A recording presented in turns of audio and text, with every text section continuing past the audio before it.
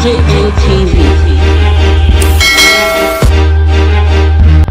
Welcome to DJM TV News Update for the week. I am Umar Latifa. And if you're watching us for the first time, please subscribe to our YouTube channel at DJM TV and also click on the notification bell for more superb videos. It's all about. Thank you. Well, in talking about my history just now, I mentioned how I fell in love with the Unity Party of Nigeria simply because of their manifesto, the 4 cardinal program of the party. So I'm not one of those who just join political parties because there's a need to belong. I want to know the content. I want to know the depth. And I became a staunch supporter of Awolowo because of what he had to offer. Now, when the thought to run for governor came to my mind, the first thing was, what do I want to do? How will Edo people understand what I stand for?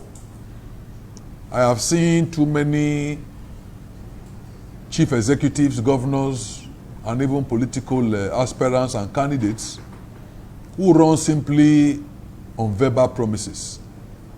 Nothing is documented, and there is no clear-cut program of what they want to achieve when they are in office.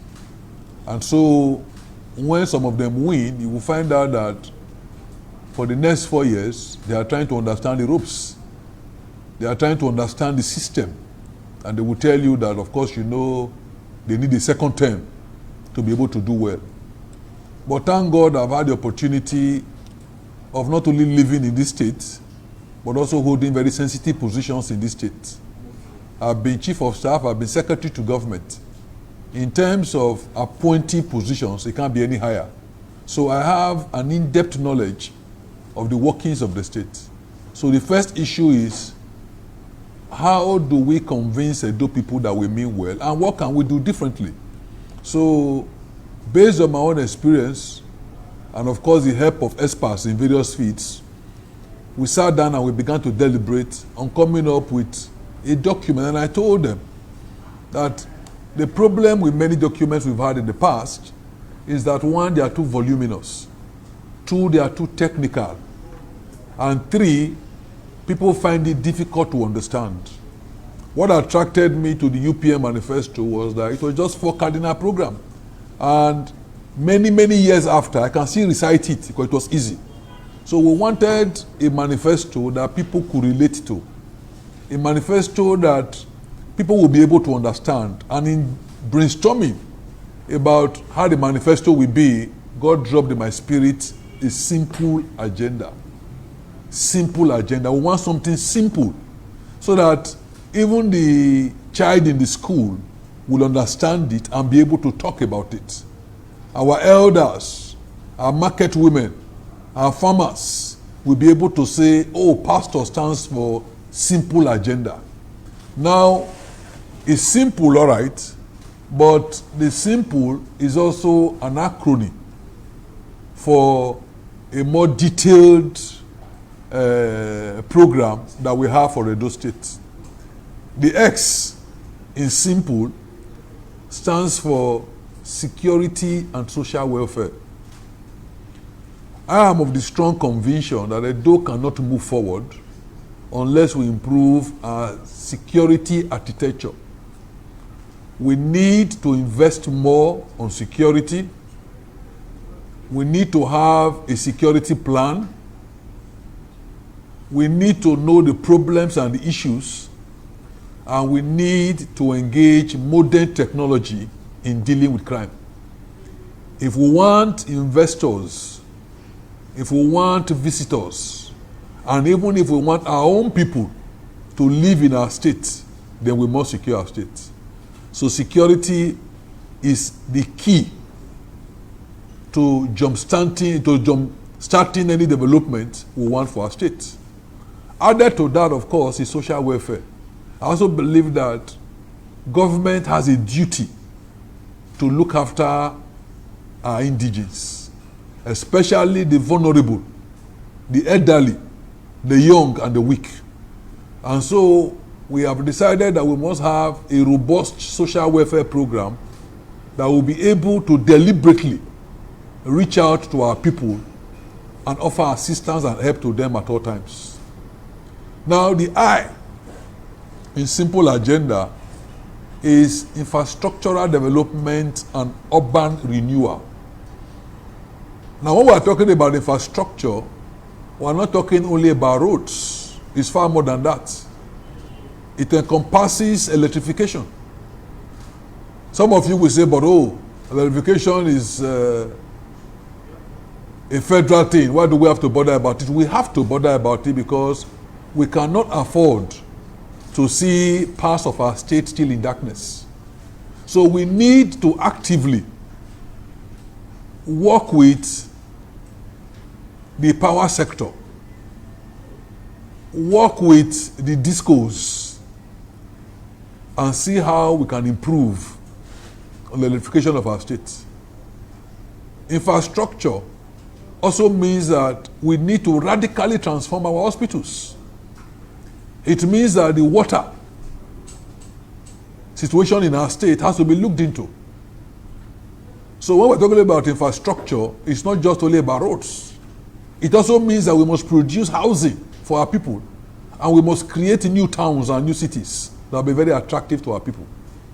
An urban renewal means our cities must be transformed to really be cities. What we are doing today is that we are creating massive slums.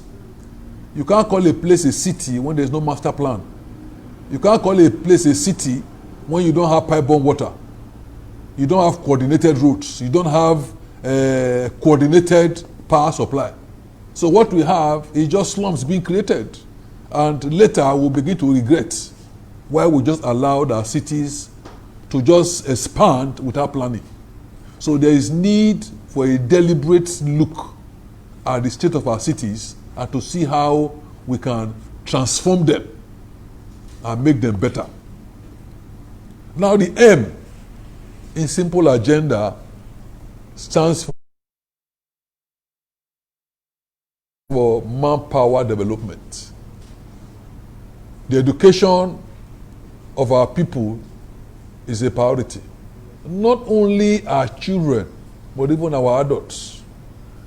We need to make our people very competitive, nationally and internationally. It is sad, for example, that government more or less closed the State School of Nursing.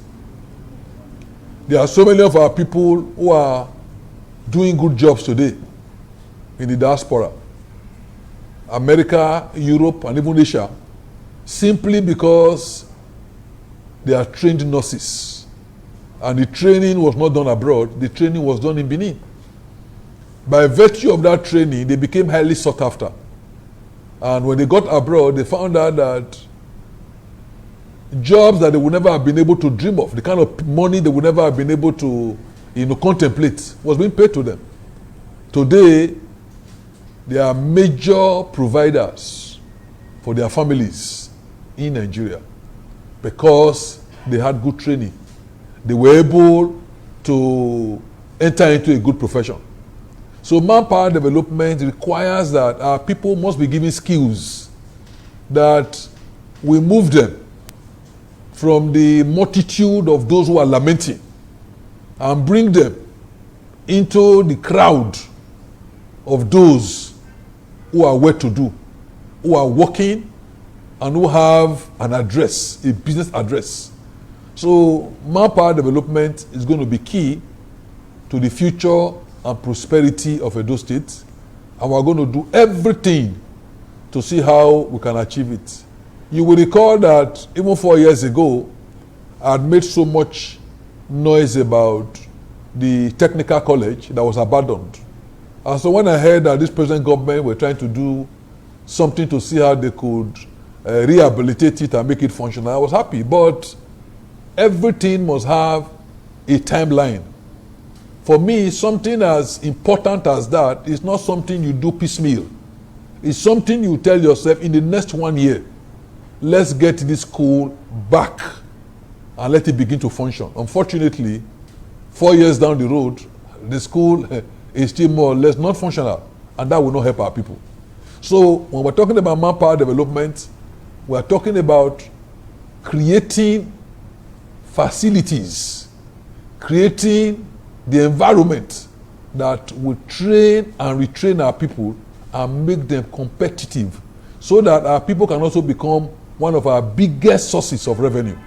So that is an area of manpower development. And after that, of course, you have a P. P stands for public-private partnership. The mistake we have made in Edo is to ignore completely the private sector. And because we have ignored them, the private sector is almost going into extinction. There is no government or society that will survive without the private sector. The private sector must be encouraged. We must interface with the private sector and see areas of collaboration. Because in the private sector, there is so much they can achieve that government cannot even achieve. The efficiency in the private sector, the prudence in fund management in the private sector is higher than in government. And of course, government cannot employ all the people in the state. So when you have small and medium enterprises employing between 10 to 100 persons all over the state, you can imagine the numbers that eventually will emerge. So if we want our state to prosper, if we want to be able to generate taxes, if we want to create a business environment, if we want our youth to have jobs, then we must collaborate with the private sector and create a synergy between government and those in private businesses so that we can work together. And we intend to pursue this agenda in so many areas. Industries, tourism, housing, transportation, arts and culture, sports. These are areas where we are going to engage the private sector and really work with them. And then the L in simple agenda stands for leadership by example. Many of you realize that the greatest problem that we have is a leadership question. It's not as if we don't have resources, but how are they managed? How do they determine our priorities? How do they ensure that quality jobs are done? These are the issues that has brought us backward rather than forward. So we need leadership that the Edo people can trust. Leadership that is accessible. Leadership that is accountable. Leadership that is transparent. Leadership that is humane. Leadership that is sincere, and leadership that is focused. So we need people in government who will not be bigger than the people who elected them. People who truly will see themselves as servants of the people and not their masters. For me, I'm a son of the soil. I respect the elders of the land, and I believe that it will be a privilege to have the opportunity to serve them. It's not to rule over them. It's not to constantly emphasize that I'm the number one citizen of the state. I'm actually the number one servant of the state. So we intend in the next few months, by the grace of God, once we are elected, to change the perception about government. We want to make government to be very friendly. We are going to encourage regular town hall meetings, not only in Benin, but in all parts of the state, where we can interface regularly. We are going to constantly give account of government income and government expenditure. We will not do jobs that our people will not know the cost. It's not enough to say, oh, we have tarred some roads. Our people deserve to know how much was used to tar that road because the money belongs to them. If we are renovating Ogbemudia Stadium, we must tell them how much was spent. And for me, most of these jobs should be done by Edo people. This is Edo State. The money belongs to Edo people. So it's unfair, it's wicked to carry money belonging to this state and patronize people from outside when your people can actually do many of these things. So this will be a government that will be home focused, a government that will see how we can help our people. You can't expect them to pay taxes when you don't patronize them. When you want to give out jobs, they don't exist, and yet they must pay taxes. How are they going to pay taxes? So the kind of leadership we want to emerge in the next few months will be a leadership that our people can engage, a leadership that they can trust, and a leadership that will respect their feelings and do their will. Finally, the E in Simple Agenda talks about employment and empowerment scheme. Today, sadly, the statistics show that of every 10 qualified persons in Edo, 8 have no job. So the best that is trying to fend for themselves is actually less than 20%. 80% are just there, completely abandoned. We cannot leave things the way they are. And I'm sure many of you know that there's a serious correlationship between unemployment and crime. When a man stays too long without a means of livelihood, then his mind becomes conditioned to do anything. When a man is desperate, a man is hungry, what he would never have contemplated, he can do to survive. We don't want to turn our youth to criminals because we don't care for them. So government deliberately must look for how to create jobs. And it's not impossible. Jobs can be created. For example, I'll tell you this. When I had the opportunity of being in government, we employed over 4,000 teachers. Over 4,000 teachers through the Post-Primary Education Board. For many people, or for many people in government, they will say no. If you do that, it means that you are increasing the recurrent expenditure and the money for us to use in other things, and many of the things they are calling other things are money that will go into their pocket. You are reducing it. So would rather not employ. But what is education without teachers?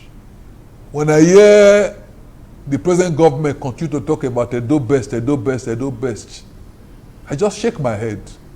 What is Edo best in the absence of teachers?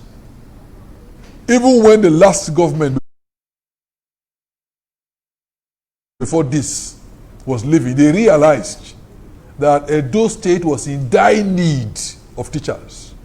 So if you recall, they appointed the Professor Dennis Agbonlao committee to interview teachers and recommend their recruitment into the system. We are all aware that it was done. And they recommended some thousands of teachers because in the rural areas, what you will find is one teacher, one school. And the question is, how does an art teacher teach student sciences? How can they say teacher who is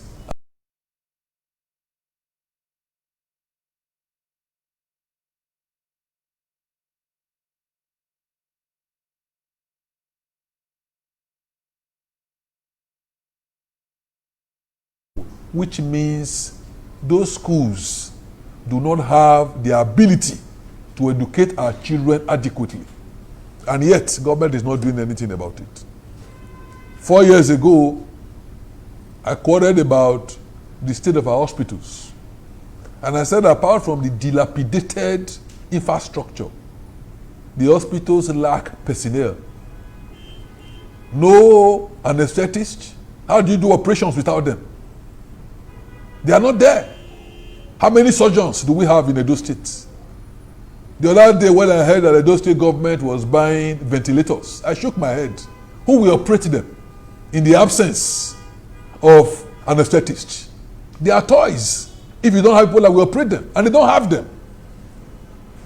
I want the government to refute what I am saying, that in Edo State today, unfortunately, they do not even have one single anesthetist. And you need them to do any operation.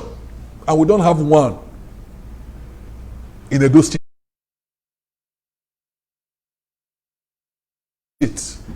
Not one.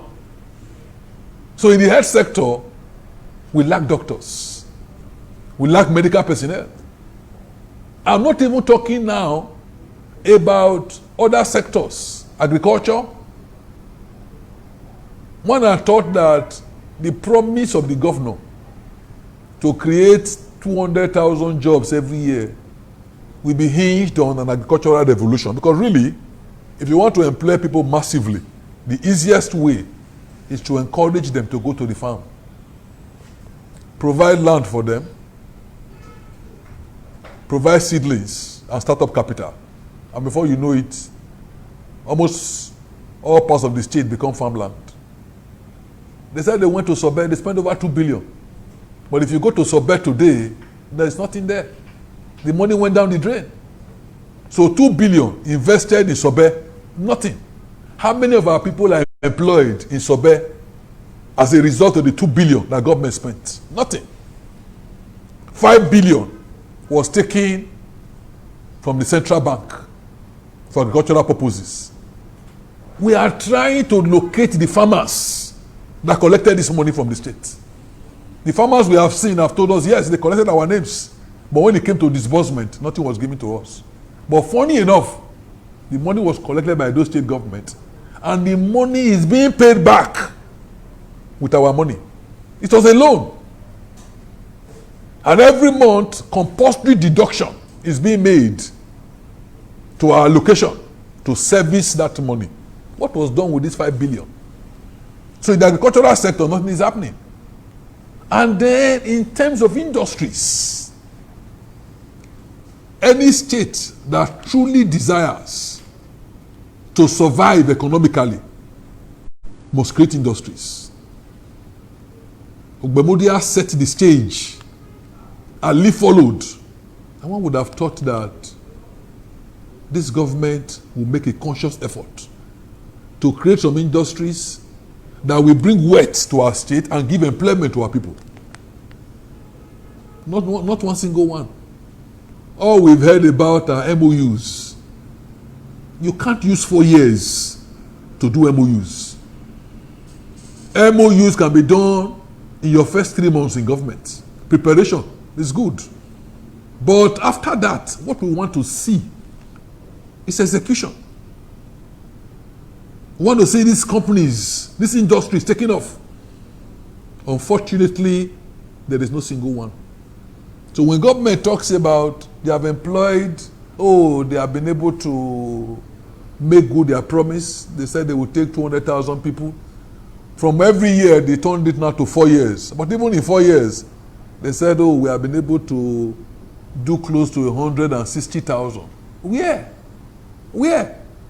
And what I have found out is that the numbers they mention as people they have employed are basically people that were trained for 1 or 2 weeks. I don't understand how training has become synonymous with employment. You train people.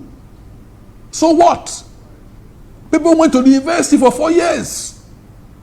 They were trained by their parents, and yet they are at home, unemployed. So how can you train somebody for 1 week? And you now say, those are the people that we have employed. How? Employed where? After your training, what did you give to them? How did you set them up to start work? So I concede that yes, they might have done some training. But how has it translated to jobs? No. So when we talk about employment, we are talking about employment that is real. Ensuring that on a monthly basis, our people will be able to go home with a paycheck. Pensionable jobs.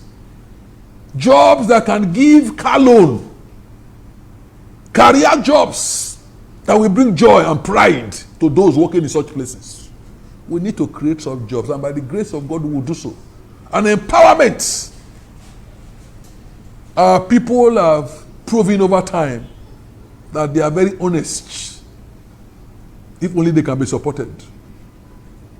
It is not a surprise that Lapo is doing very well. And if you go and check the history of Lapo, you will find out that when we were in government, we were able to collaborate with Lapo, assisted them with funds to be able to take off and help our market women.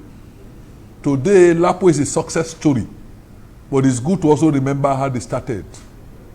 The opportunity we had in government, we supported them as a small company, assisted them to access funds for the benefit of our people, and they began to help our people, giving them single-digit loans. And today, Lapo has become a big organization, and they have been able to help empower thousands of our people. Most market women today survive because of the capital that they get from Lapo. So empowerment is something that can change the destiny of many of our people, if only government can be sincere. So the reality is that we have a simple agenda that is a smart document. When we say smart, what exactly do we mean? We mean that this document is specific. That is the X, it's specific. The M there means that it is measurable. The A there means that it's accurate. The arrow means that it is reliable. And the T is that this document is time bound. We are not making promises that needs to be achieved in 30 years. We are making promises that we want to achieve in the next 4 years. We are talking about things that we want Edo people to expect and see in the next 4 years. So that is why we are saying it is time bound. It is not a building that will not be completed during the tenure of the administration. It's a building that will start within a given period, and before the end of that tenure, it is completed. And quite honestly, I don't see why many of these projects cannot be finished within a time span of 4 years. This present government promised that they will transform our primary health centers, and that in each ward in the state, 192 wards, they will provide a state-of-the-art primary health care center that will make health accessible to our people. I regret to inform you that almost 4 years down the road, the best that this government has been able to do is 22 health centers out of 192. Any way you look at it, you will know that that is a failed promise. You can't promise to provide 192 health centers and you are barely able to deliver on 22. So what happens to the people in all these other areas? They are left to die because governments cannot make health accessible to them. And even the one in the city, the one in the capital, how do we rate it? We are still contesting and disputing over the completion of the hospital And many of you know that the present government came in on the promise of continuity. They were part and parcel of the former government. And yet, they tell us now that that government did not do well. And so they find it difficult to continue with the projects that they started. Who is different in this government and in that government? Who is different? Was the governor not part of that government for 8 years? Was he not the chairman of the economic team? Was the deputy governor not a major player in the House of Assembly? The president SSG, was he not the commissioner for works? And the commissioner for works now, was he not the commissioner for finance? So basically, Edo people cannot understand the excuses of non-performance. What we have seen in the past 4 years is unnecessary tension and distraction that has fueled violence, crime, and insecurity at the detriment of good governance. We need a change. We need a governor that will not allow himself to be distracted by party politics. A governor that will realize that he has a job to do, and the job has a time span of 4 years. A job to use the resources of Edo State prudently for the benefit of Edo people. Transform our state in every sector and realize that Edo has 3 senatorial districts, 18 local governments, and 182 wards. No area should be left out in developing our state. That is the only way we can move Edo State forward. And by the grace of God, through this program, through this roadmap that we have called the simple agenda, we are entering into a covenant of hope with Edo people. That once we are elected, things will change for the better. Thank you very much. Thank you very much, sir. We cannot deny from that there's a lot of passion in this. There's a lot of passion. And you spoke a lot about employment. But before we go to employment, I really enjoyed what you said about transparency. So when jobs are being done, contracts are being given, and there's a lot of work being done in the state, people should know how much should be done. And that's very wonderful. I think the people of Edo State will really love that. We don't just want to see a project, we want to see how much it costs. Yes, so you spoke about job creation and how the people, the youth of Edo State should be empowered. So what's your plan on job creation? Well, the simple agenda, item by item, envisages that in the execution of this program, we can create jobs. For example, in trying to create a new security framework, we intend to invest in vigilante groups. There's no way the police can do it alone. And it doesn't make sense to just think that idle youths will now take on the task of protecting our highways, our farmlands, because they have nothing to do. So government must give them incentive. Government must engage them. So even in the security side of the simple agenda, we need to create jobs that would engage our people so that they can protect our land. The infrastructure that we want to do is also hinged on a program where most of these jobs will be given to Edo people. When you create that kind of situation, you will find out that a lot of people who are not doing anything will become engaged. Usually, when you do a big project, you see the trickle-down effect. The government spent billions renovating the Ogbemudia Stadium. But what is the effect on the economy of our state? It's zero. Because even welders alone, from what I understand, were brought from Lagos. A state that was renowned for bronze casting. A state where you have thousands of welders. But because those in government despise the locals. Even jobs that they should have, they are giving to those outside. So let me assure you that whether in trying to create estates, new towns and new cities, whether in the area of engaging the private sector or trying to create factories and industries, every program that we have will be deliberately designed in such a way that it will create jobs. We are going to aggressively pursue a job program.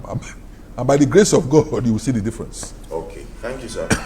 Please be very well informed that you can still join us on Twitter and ask questions. Please, not just comments, questions that Pastor Ize-Iyamu would answer. So you can ask questions with the hashtag POI Simple Agenda and hashtag Ask POI.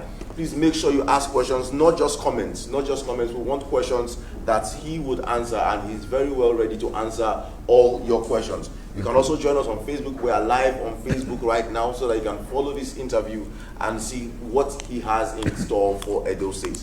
Okay, sir, you in your manifesto, there's the plan for Edo State Security Trust Fund. Edo State Security Trust Fund. We know, of course, that security is important, and fund is important for security. Or you also just mentioned about empowering youths. Is that part of it? Is that what we're expecting? Of course, you see, there have been unsuccessful attempts to create a security trust fund. And I want to believe that the reason why it failed is because those who embarked on it did not show the required commitment or seriousness. If you want people to key into your program, you must convince them about your seriousness. And I'm sorry to say that the present government has not been able to show any serious commitment to the security funding of the state. I'll give you an example. How much, and I say these things should not be secret. It should not be secret. I don't see why we cannot be transparent in government finances. Can we ask the question, how much does the governor collect on a monthly basis as security vote? And then flowing from that, how much does he give the Edo State Police Command monthly to combat crime? If they will not give an answer, I will tell you that every month the governor collects over 600 million monthly as security vote. And what he gives the Edo State Police Command is around 5 million, which is less than 1%. That does not show commitment to security. Anybody just looking at the statistics, you collect 600 million, and those who actually execute the job, you give them 5 million. It means that you are not interested. 5 million cannot even fuel vehicles, not to talk about maintenance, not to talk about incentive. Most crimes occur late in the evening and at night. How do you send policemen without giving them some level of incentive? How do you protect them? And in this age, what is our investment in technology? Edo State might be the only state in the South that do not have a tracker to be able to track calls when ransoms are being demanded. Because of how notorious the issue of kidnapping has become, many states have to invest in technology. They bought trackers. So the moment a kidnapper calls asking for ransom, with that tracker, the security agencies are able to know exactly where the person is coming from. But in Edo State, we don't have. And the question again is, how much does it cost? If the security vote for 1 month cannot buy it, can that of 2 months not buy it? And if the governor is reluctant to give everything of a security vote for buying something as essential as a tracker, can he not make some sacrifice so that we can take some deductions and let us say that within 6 months we have enough to buy this tracker? So government must show sincerity in combating crime. By the time you are sincere, you will find out that there are many companies around. There are so many banks that are doing well in Edo. In terms of deposits, we have a right to demand that these banks, as part of their corporate social responsibility, they should give to the security funding of our state. If the government is sincere, and that's where leadership by example comes in, they will give. MPDC, the operating arm of NNPC, has its headquarters in Edo. There are many oil companies operating in Edo. If these people realize that we are serious, they will give. When was the last time government was able to buy vehicles, Hiluxes? When we were in government, it was almost something that we were doing almost on a yearly basis. You buy at least 40, 50 Hiluxes and give it to the police to enable them move around the state. But when was the last time it was done?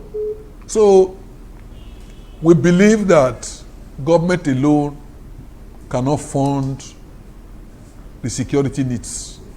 But the government is sincere. Government can engage and appeal to the private sector to support. And that can be done through the establishment of a security trust fund that will bring the resources. And like I told you before, many of those that government will engage in this security arrangement will be youths, and that itself will create employment. Yes, sir. Thank you, sir. We're having comments and questions from Twitter. Daddy Asman Omokudu says, as a proud indigene of South Ize-Iyamu in Esako West local government area, I am pained by the kinship tussle and has ruptured development and growth in my community over the years. I trust POI to find a lasting solution as this present government has failed my people. But before that, let's take this call. Hello? Okay, I think we lost that one. So what can you say about that situation? Well, we cannot shy away from dispute resolution. Under our leadership, by example, we mentioned that we intend to give a lot of respect and support to the traditional institution. In Edo State, we are blessed to have one of the most revered traditional institutions in the whole of the world in our state. The Oba of Benin resides and rules in this state. We intend to ensure that many of these disputes are brought to them for amicable settlement. There's no doubt that this lingering crisis cannot help the development of our state. So we also need to have the courage, the fear of God, the sincerity to do the right thing. And so by the grace of God, all these lingering crises and disputes, we are going to resolve them within a record time. Because like I said, anything we are doing, we are conscious of time. And so we are not going to leave all these issues to hang on indefinitely. We will not shy away from resolving many of these problems. Excuse me, let me have this call. Hello? Hello, can you hear me? Okay, I think we missed that one. Please remember to sync. All right. You've spoken well on, there's something that you mentioned on teachers. Over the years, I've seen young people shying away from teaching. So apart from just bringing teachers, what would be the incentive to make people want to teach? Hello? Hello? Hello? Can you hear me? I can't hear you. Please try and call again. Okay, so we have to make the teaching profession more attractive. One of the biggest industries we have in Edo is education. And like I said, education cannot thrive in the absence of teachers. So it's not enough to just talk about their training. Sorry, 1 second, sir. Hello? Hello?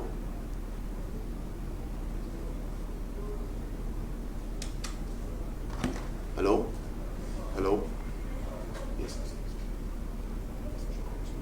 Okay, let's continue. So it's not enough to just talk about their training. We need to think about their welfare.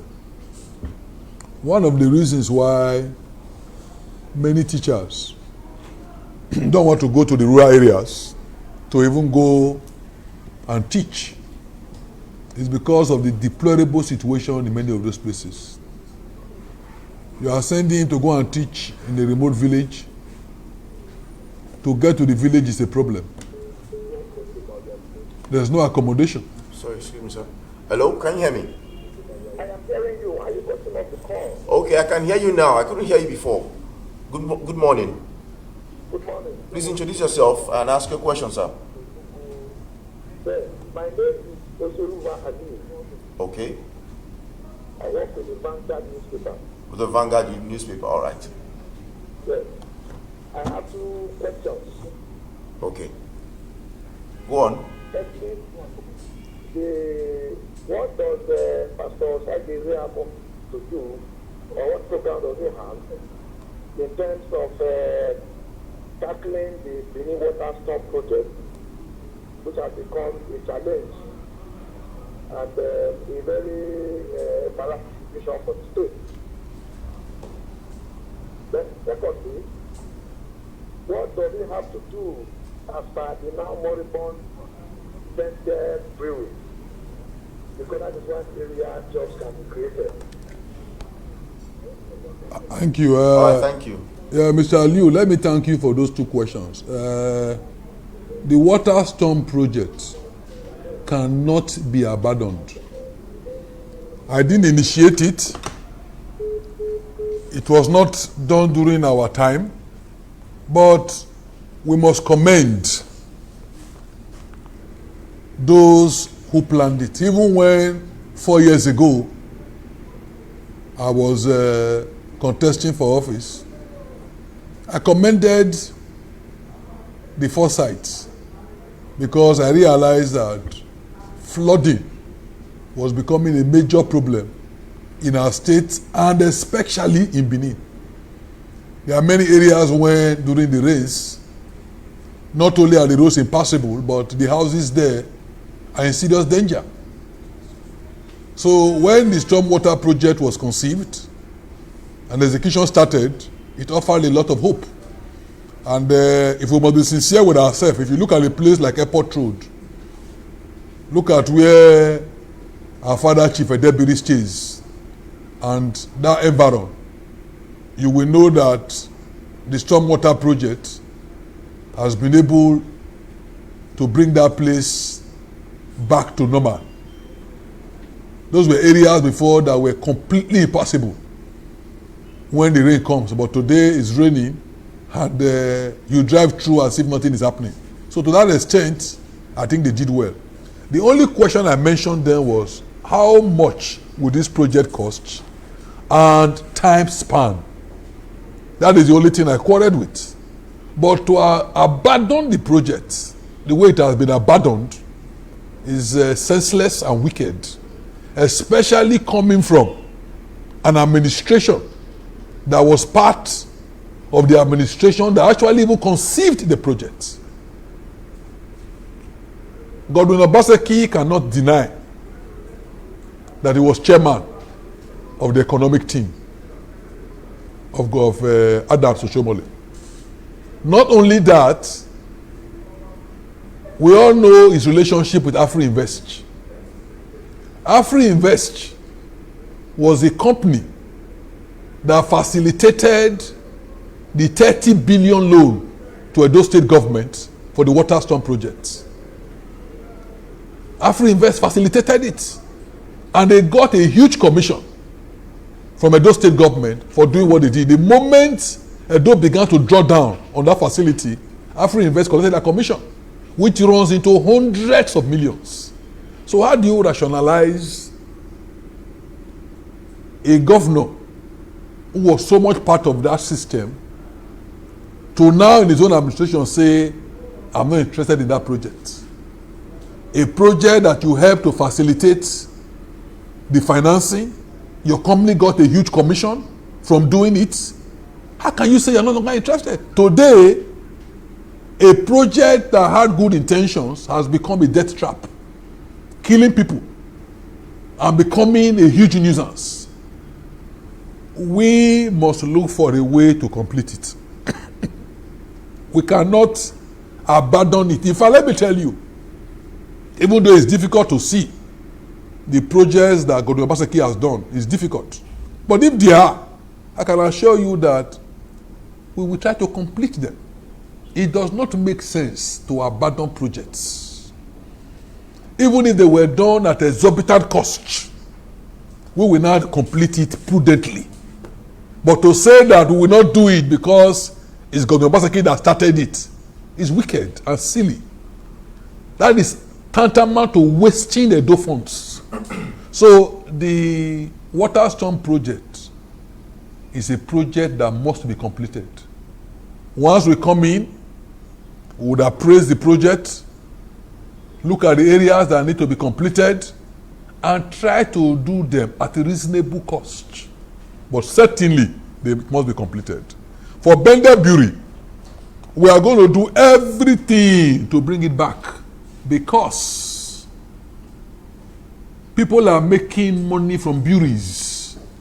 So why will Edo State not to make money from what it has? No matter the problems that it had, they can be resolved. So we will not abandon it. We will discuss with all those involved in the Bender Brewery matter. We will discuss with them. It's better for the factory to be functional than for the party to be closed. So whether they are bankers or they are contractors, it is better for them, for the company to be working and hope that one day they will get their money than for the place to be shut down indefinitely. So definitely we are going to do everything to reopen it. All right, sir. We'll round up very briefly, please. Very briefly, sir. A question from Tony Akoe. So you spoke about Agric Revolution as a way of creating jobs in the state, but you did not say how you intend to achieve this. What will happen to the Sobe project as well as the Agbede Wareke farm? Well, you know, in a program like this, there's no way you can go into serious details. But certainly, we'll look at the Sobe project. If you look at the 201s, the agricultural potentials there, they are huge. But what is important is sincerity. We don't want projects that are embarked on only to make money for those who are executing them. We want projects that are real, projects that are sustainable, and projects that will impact on the lives of our people. In those days, we used to talk about rice, Ekboma rice. Ilushi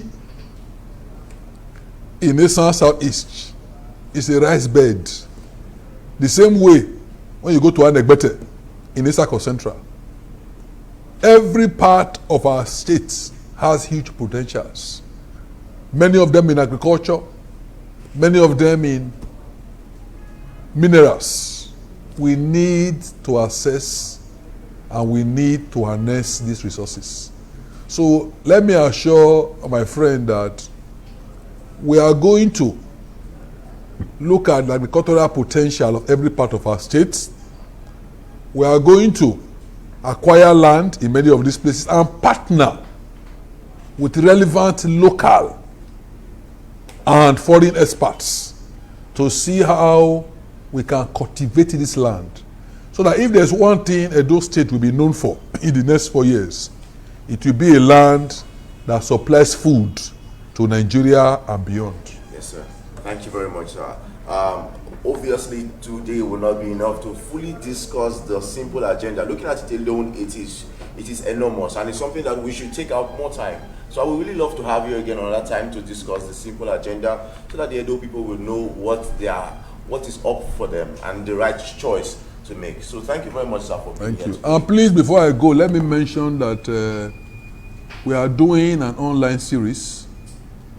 We are going to be discussing the simple agenda, sector by sector. And if you were not able to ask questions today, please know that we will create the opportunity for you to engage us. We would really like you to engage us and tell us where you believe this program can either be made better. We are not saying that it has all the answers, but we believe that it's a roadmap that can assist us. You will notice here, for example, that we talked about fire prevention. We don't see why our markets will continue to burn year in and year out, and we can't do anything about it. I want to thank the federal government for donating one fire truck to Edo. I think it was something they had to do when they saw the way fires continue to ravage our markets. And they say government appeared to be helpless, unable to do anything. Monies are promised to our market women after all this disaster and nothing is given. We want a government that is accountable, that is sincere. When the government makes a promise, you keep to it. So in the course of the next few weeks, we intend to be talking to you about what we want to achieve. This campaign will not be the usual campaign where you just sing songs and you abuse your opponents. I understand all my opponents are trying to do is to look for old tapes where Adam Soshomole was abusing Ize-Iyamu. Adam Soshomole is not contesting. And that is not the issue. The issue is not even Ize-Iyamu. The issue is what has the present government done to warrant money to come back. I have a document here of what I will do if I'm elected. And I urge Edo people to be very critical in their choice of who represents them. It's not about sentiment. It's not about lies. It's not about propaganda. It's about who will make Edo better in the next 4 years. I thank you and God bless you.